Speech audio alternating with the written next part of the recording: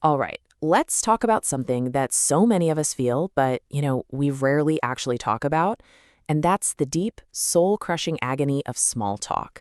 Seriously, if you've ever felt like a complete alien for not caring about the weather or someone's commute, you are in exactly the right place.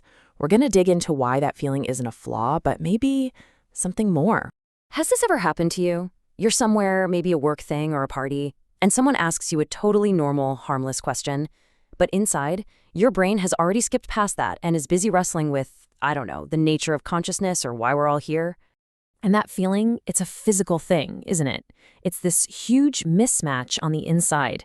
You feel like you're playing a character that just isn't you, while your actual self is rattling the cage, just desperate to get out and talk about something that actually matters. So let's actually call this what it is. This isn't just about being shy or a little socially awkward. For a lot of us, it is a genuine, real form of agony. And believe it or not, there's a really good reason for it. That right there is the key. You're not just having a conversation, you are performing one. You're reading lines from a social script that you didn't write, and you're delivering them with zero conviction. And just like any big performance, it takes a ton of energy. And that energy cost, it is absolutely real. This is not just in your head. It is a measurable drain on your mental resources. And, well, psychologists actually have a name for this. This is where we get into something called cognitive load. Okay, so think of your brain like a computer with a certain amount of processing power, right? For some people, small talk is like a tiny little app running in the background. But for you, it's like trying to run a super high-end video game while streaming in 4K. That performance creates real stress and just burns through your mental battery. So what does this actually feel like in the real world? Well, it means you can leave a 10-minute chat about nothing feeling more exhausted than if you just run a 5K. And it is so important to get this. You are not bad at socializing. You're actually working way, way harder than everyone else to keep up a connection that feels totally fake to you. So, why is that cognitive load so high for you? Why is your brain having to work so much harder than the next person's?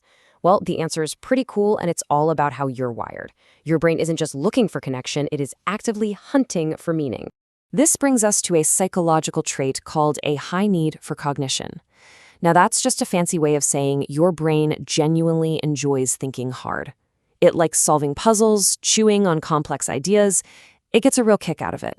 So when you force it to deal with something super simple and superficial, it gets bored. It gets frustrated, it just wants to do something else. And there's another piece to this puzzle called the default mode network. This is basically what your brain does when you're not focused on anything in particular, when you're just daydreaming. For a lot of people, that might be replaying a conversation or thinking about their to-do list. But for the existential wanderer, that network is a powerhouse, always churning through the big questions about life and the universe. It's where your brain feels most at home. And the effect of this wiring is huge. It's why talking about the traffic can feel almost physically painful. You are dragging your brain out of its happy place. Your mind is always trying to pull the conversation back towards those big, meaty, complex ideas because that's where it finds real joy. You know, this goes way deeper than just feeling bored or frustrated. When you're forced to do the small talk dance, it can really feel like you're betraying a core part of who you are. I mean, just look at the difference here. On one side, you've got the safe, pre-approved social scripts. And on the other, you've got the conversations your mind is actually dying to have. That gap between them, it can feel like a huge canyon separating your real self from the fake self you're performing. It all comes down to this idea of existential authenticity. It's just a deep human need we all have to act in a way that lines up with who we really are inside. So when you're talking about things you don't care about, it feels like you're telling a tiny lie, and a whole conversation built on dozens of those little lies, yeah, that can feel like a massive betrayal of your true self. So what do we do with all this information? If forcing yourself to engage feels so dishonest, maybe the most authentic thing to do is rethink our whole relationship with both silence and substance. This is probably the most important thing to take away from all of this, because people who don't like small talk get labeled all the time.